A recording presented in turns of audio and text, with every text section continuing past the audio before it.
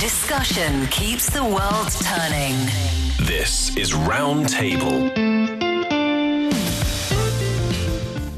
From the heart of Beijing to the edges of the global stage, you are at Roundtable. I'm Niu Honglin. Since China's New Year shopping used to be a resolve around crowded markets, fancy gift boxes, and last-minute grocery runs, today that picture increasingly includes live-stream sales, overnight shipping, and delivery trucks lining in front of residential compounds. The Spring Festival consumer rush has been gradually migrated online as well, placing unprecedented pressure on China's logistics system at the most demanding moment of the year. How is the industry coping, and how come the industry is moving even to a greener manner? For today's show, I'm joined by Yushan and Steve Hatherley. Now pull up a chair and join the conversation. The Spring Festival shopping season has always been the ultimate stress test for China's consumer market. But today, the pressure isn't just on what people buy, but on how those purchases move and arrive. As younger consumers ditch candy for smart appliances, IP tie-ins, and pet gifts, booming online retail and record-breaking express deliveries have become the hidden engines of the Chinese New Year economy. Behind the festive packaging and the overnight shipping lies a parallel transformation: greener logistics, recyclable boxes, and a delivery industry racing to keep up with both sustainability goals and holiday demand.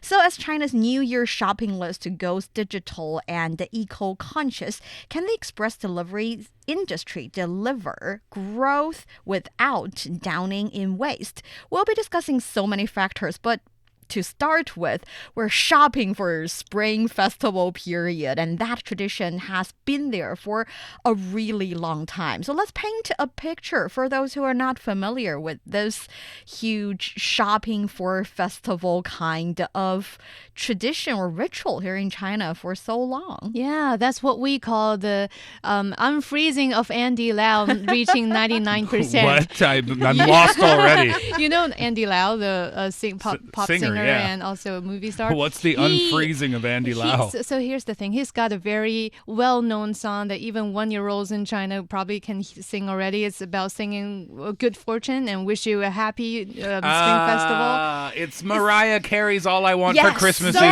Is You. like Yes. that, Yeah. exactly.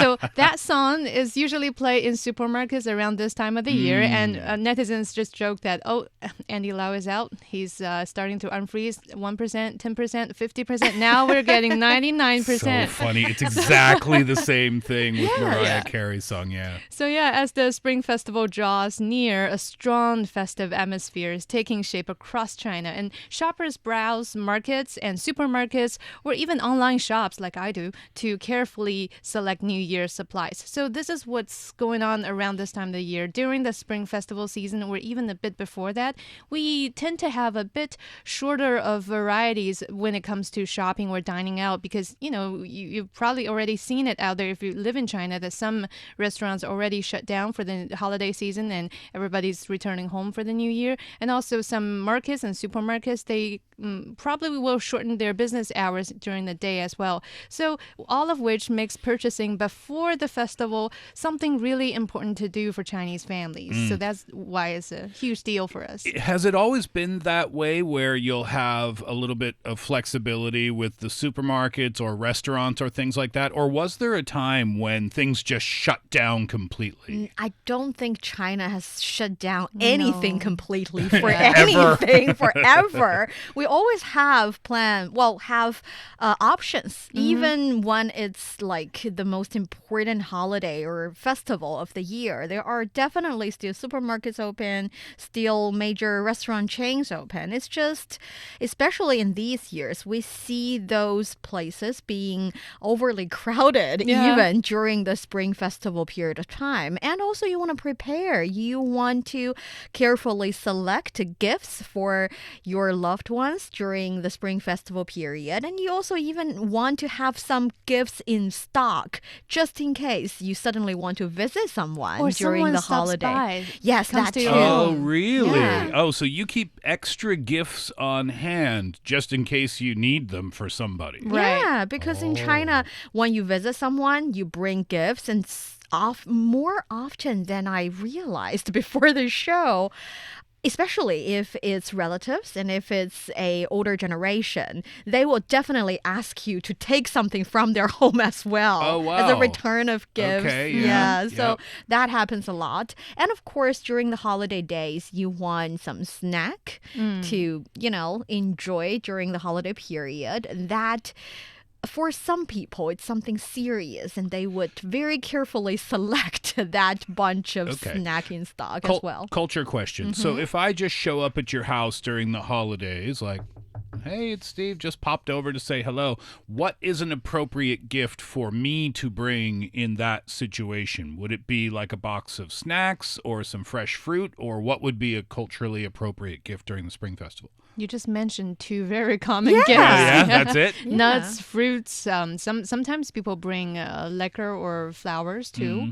And these days, I guess for kids, somebody, I remember distant family members also bring toys for the Little kids. toy for the kids. Yeah, so something like that. Yeah, so traditionally we would, for example, purchase for daily essentials like traditionally, like 20, 30 years ago, you would prepare extra rice and cooking oil and meat and pickled meat as well, different types of food and material for the major meals you're about to cook. And then there are, social and indulgent treats. We talked about candies, we talked about cookies, and for different types of snacks, and even, like Yushan said, alcohol. And then you have the healthier types of snacks like nuts and different types of things that you can enjoy. Candy, I was reading, was a really, really big one in the past. The Spring Festival holiday sales, where people would buy their candy either for themselves or as gifts, or lying to themselves, saying they're buying it for a gift, but actually buying it for themselves. I'm joking, of course. That makes up or made up over 40% of a company's yearly revenue. That's the major time. That level of candy would get sold during the Spring Festival time. The funny thing is, those very traditional, commonly recognized kind of commodities are no longer the major choices these years. Yeah, somehow people start to realize that maybe not too much candy on the table, even though that's been the tradition for many years. Because, in 2023, China's candy market kind of shrank a little from 90 billion yuan back in 2017 to 85 billion yuan in 2023. And people now prefer other choices, such as what you mentioned, the nuts, which are healthier. And it's also chosen by nearly 46% of shoppers, according to a survey. More expensive, but definitely much, much affordable nowadays comparing to 20 years ago. The You mean nuts, you nuts? mean? Yes, because if you think about it, the reason that many families would have some candy on the dining table or just on a table in a living room is for kids. When kids arrive with their parents and wish you a good, happy new year, you want to give them something that are harmless, that they will enjoy. And 20, 30 years ago when I was a kid, it was always candy because you don't really get that many candy in other days other than the holiday days. And also it's something, again, affordable. But definitely nuts would be a good choice for kids as well. It's just nowadays it's much more affordable for a common family. Here's a strategy. If you don't want the kids to eat all your snacks, put a bowl of put a bowl of asparagus on the table. Asparagus? Yeah, kids aren't going to eat that, are they? That is a strange strategy, especially in spring Well, if festival if period. nuts are expensive or candy's expensive, then you can save some money there. Milk used to be a big gift culturally. Is that correct as well? Yeah, especially if you're visiting someone like elders, where someone healthier. older than you, you bring milk as a gesture of wishing good health for them. And also this year we mentioned nuts, but it's not only the healthy foods that's popular among people nowadays in the Spring Festival shopping season, but also smart home appliances and China chic cultural products. Fun. They're all growing. And speaking of China chic cultural products, I found it so bizarre that two unexpected trends are kind of stealing the spotlight lately. One is the anime-inspired or ACG products, and the other one is the good fortune-themed consumption, meaning that, the god of wealth being pasted on the wall or being decorated somewhere. Wouldn't that be every year, though? Previously, I don't remember that being a trend, but nowadays that seems to be it. And we have a lot of designers painting or creating the god of wealth in a lovely, lovely way so that it got even more attractive during the past couple of months or year. If you're familiar with the situation here in Beijing, the subway stations, to be more precise, in Wukesong, it's a subway station near our station. Right.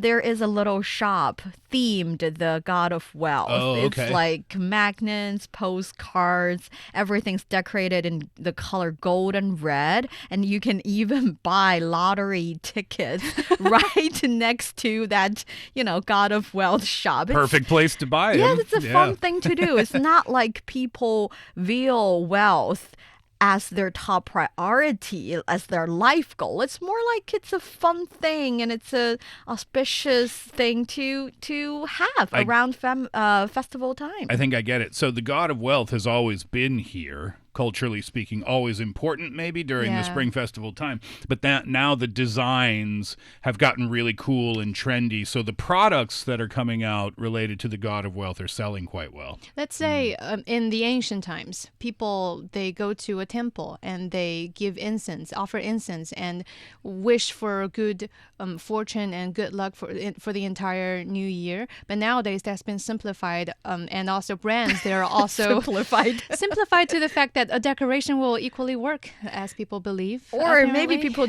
don't really care whether or not it'll work. Like saying, oh, I have paid tributes to the god of wealth. Well, give me a very prosperous year. It's not about that. It's just good luck and something fun. And it's about taking part in the holiday. Definitely. Right? And it's very inspiring to see that brands, they're both joining and kind of getting creative with it too. So they offer god of wealth snack gift boxes and also limited edition milk.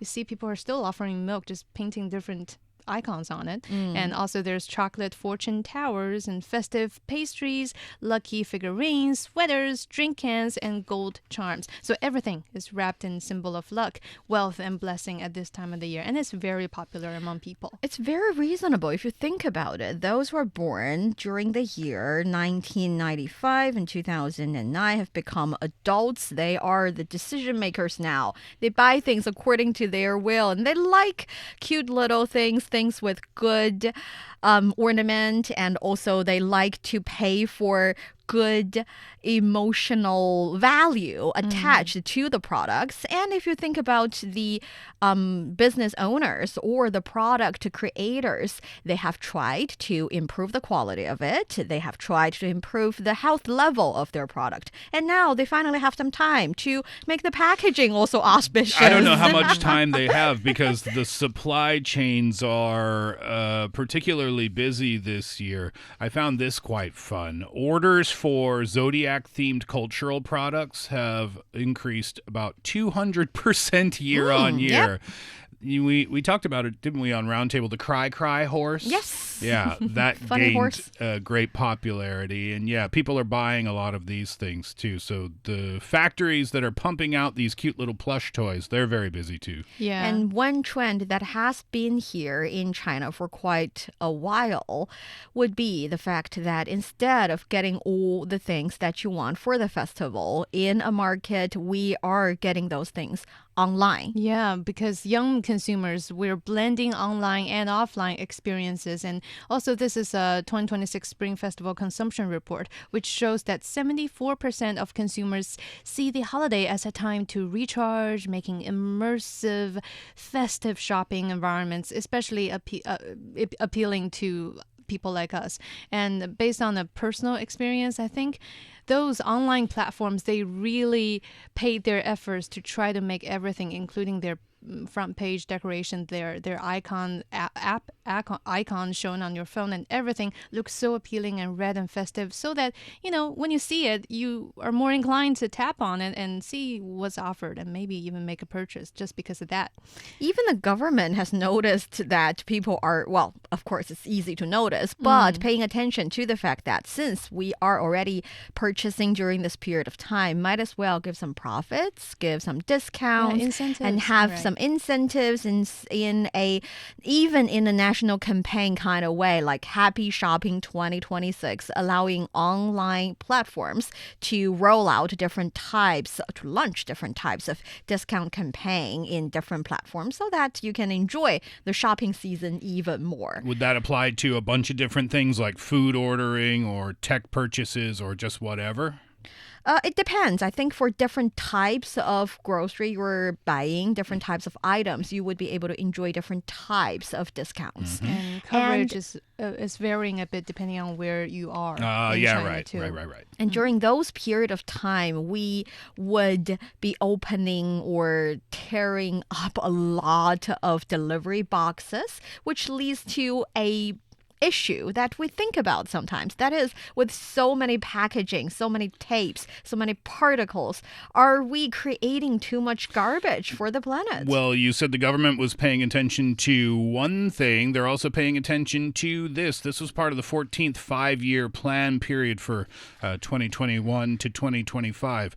New technologies for express delivery packaging and innovative recycling and reuse methods, they've been continually improving and continually emerging. The entire industry has nearly fully implemented electronic shipping labels or waybill and reusable transfer bags. The standardization rate for packaging itself reached 86%. The number of layers in packaging boxes and the thickness of packaging bags, those have been reduced by more than half. Tape width, they also paid attention to that. It's been cut by 25%. And also smart packing algorithms have reduced material use by almost 20%. And then on top of that, 10% of same city deliveries within the same city, they now use recyclable and reusable packaging. And over 800 million cardboard boxes are recycled and reused annually. I was watching from Shenzhen a drone food delivery. Someone ordered a bubble tea and it got delivered by drone, which caught my attention. Sure. It's like, that's cool. It was in the middle of a park. And anyway, the cool thing was when the drone came down and dropped off the package into this kind of like, it drops it off on top of what looks like a vending machine, and then a door on the top of the vending machine opens and your package drops down. And then when the person in the video, took the package out, it was packed in a box. The bag that you typically get takeout for your bubble tea was inside another box. Now, you might be thinking, oh, that's a whole lot of extra packaging, right? Well, first of all, you need to because of the drone delivery. But second of all, and this is the point I want to make, that box immediately gets recycled. At the delivery station, you take the bag out of the box and you put the box back into the delivery station for recycling, because those would be expensive too, wouldn't they? It makes a lot of sense, because if you take a look at the online shopping market here in China and around the world, it's inevitable to see more and more packaging. Actually, according to the National Postal Work Conference held by the State Post Bureau recently, the volume of postal delivery services in China surpassed 216 billion parcels in 2025. That is already a 11.5% year-on-year increase. We are only going to see more and more and more of these boxes, of the tapes, of all of this. China's the largest online retail market, and it has been for the last 13 years or so. Yeah. So it continues to grow. And that is why only even several years ago, more than 5 years ago, the government started to pay attention to evolve or improve the situation of the boxes, making sure that, yes, we cannot avoid having more of those delivery boxes, packaging boxes, but we can first of all improve the situation of what we call excessive packaging. Yeah, excessive packaging is something I personally found really troubling. And if you just look at the survey that's been done recently, you will know that many people, including me myself, we are aware of the fact that a lot of our parcels that we are receiving is overly packaged. So that's back in the 2022 Consumer Perception Survey conducted by China Consumers Association, that they discovered that over 80% of consumers opposed excessive packaging, and over 50% of consumers noticed excessive packaging issues, while about 34% purchased products they suspect were overpackaged. However, that's not enough, because consumer awareness of excessive packaging can also be improved, even upon the 80% coverage we've already mentioned. And because the report says that only 34% of consumers understand the correct criterion of excessive packaging, and only about 7.8% of consumers are familiar with the criteria for judging excessive packaging. So this is what I do.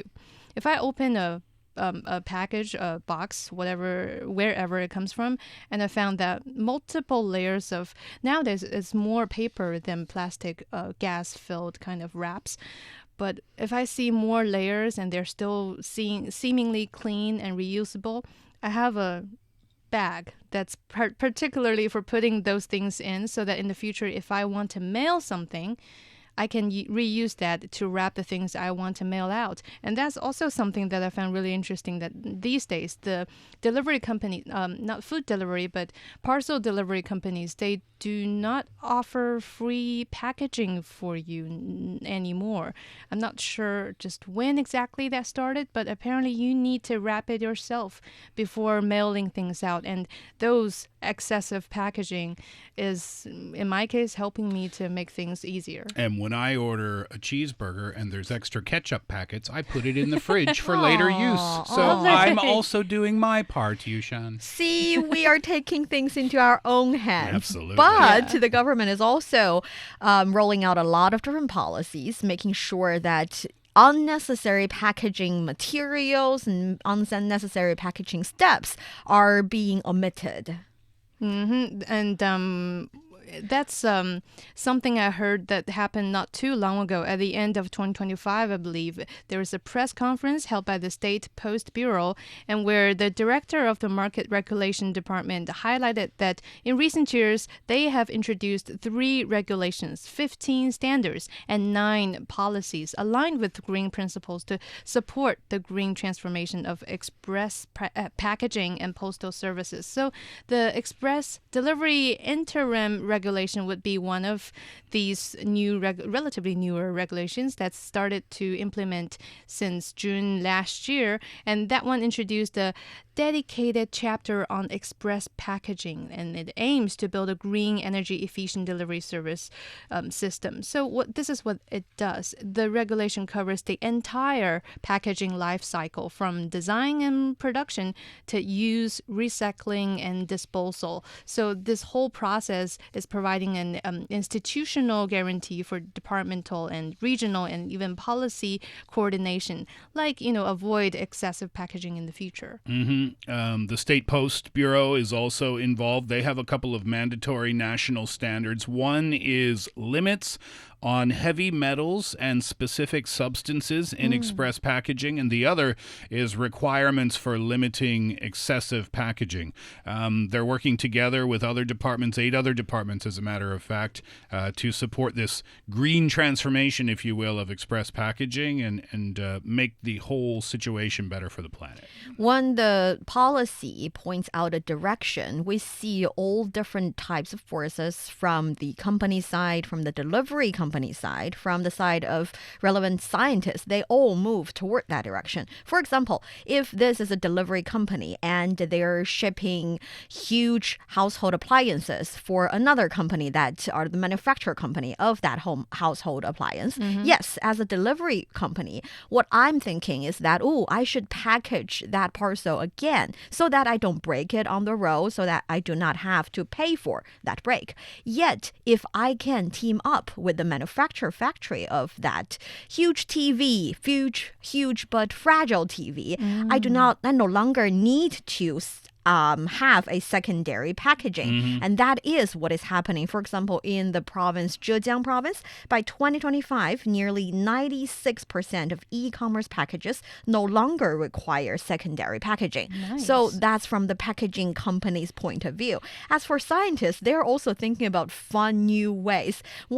A funny example I realized is, or I noticed, is that if you like the fruit lychee, you would find that in Chinese people's perspective, lychee is a really hard to transport kind of fruit. Since ancient times, yes. In ancient times, of course. So a fresh lychee is harvested from the tip of the branch. After 1 day, you feel like, it's no longer smelling that appealing. In 2 days, it's like, it looks less appealing. And the third day, you will feel, it tastes less fresh. That's because, one, you harvest the lychee and you put it in a bag. The lychee is breathing.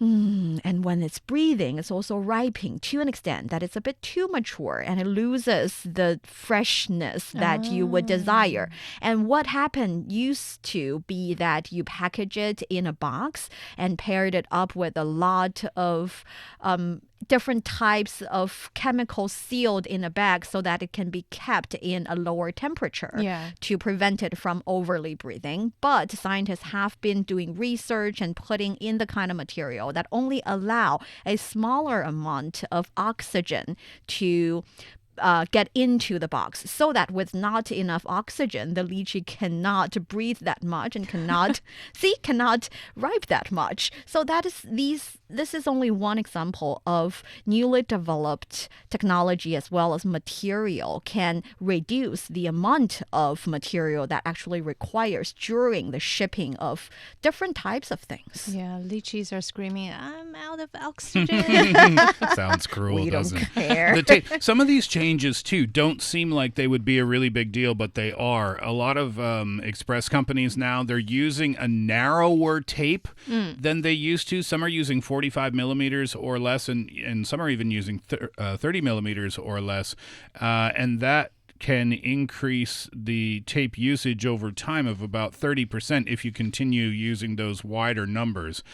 So every little tiny change they can make is being made. Cardboard layers are being reduced from 5 layers down to 3 layers. They're still strong.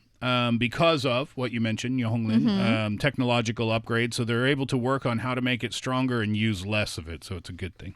When it comes to technological upgrade, we are also seeing different examples. For example, here in Hainan being the first province in the country to use fully biodegradable express packaging bags in postal and express delivery industry, and major courier companies have actively adopted this initiative, meaning that all of the material that are used are also biodegradable. So no matter if you're using it as a single-use material, single-use box, or you're using it several times, it still won't pose a huge pressure on the planet. But even with that, there's still challenges that's met in the process. We've already hit such a benchmark in making progresses to make this whole transportation route more green.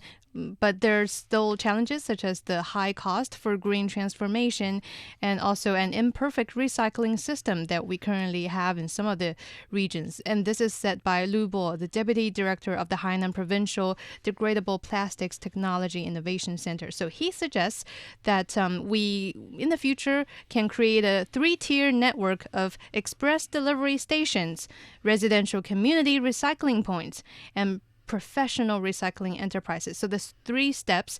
all collaborating together to achieve a closed-loop recycling system for express packaging waste. That sounds very scientific and very well organized. And encouraging for those of us who are still doing our Spring Festival period purchasing. Yeah. So in this time, we can do it with a little less burden in our heart, thinking that, oh, even though we're buying so many things in all these delivery boxes to our doorstep, we're not posing that huge of a burden to the planet. Did you do your shopping yet, both of you, or are you waiting for the last minutes? I have been doing my shopping for at least a month, and I'm still doing it.